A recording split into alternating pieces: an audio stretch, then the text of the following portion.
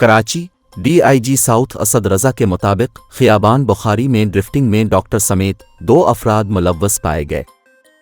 Cantonment board Clifton की जानिब से डिफेंस फेज़ 6 में वाक़े बुखारी कमर्शल से लेकर खियाबान मुस्लिम तक सड़क की मरम्मत की गई, जिसमें आलमी मेयार के नए सिग्नल, ज़ेब्रा क्रॉसिंग और सड़क की मरम्मत वगैरह शामिल है।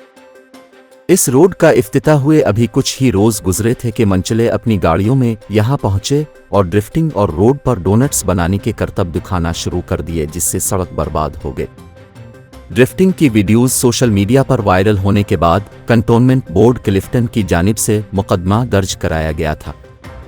इस हवाले से DIG साउथ असद रजा का कहना है कि ड्रिफ्टिंग में एक डॉक्टर मुलव्वस है, जिसे शामिल तफ्तीश कर लिया है, जबकि दूसरे शख्स की तलाश जारी है। दूसरी जानिब कंटोनमेंट हुक्काम ने बताया कि खियाबान बुखारी की नई तामीर शुदा सड़क की मरम्मत का खर्चा कार सवार बर्दाश्त करेगा।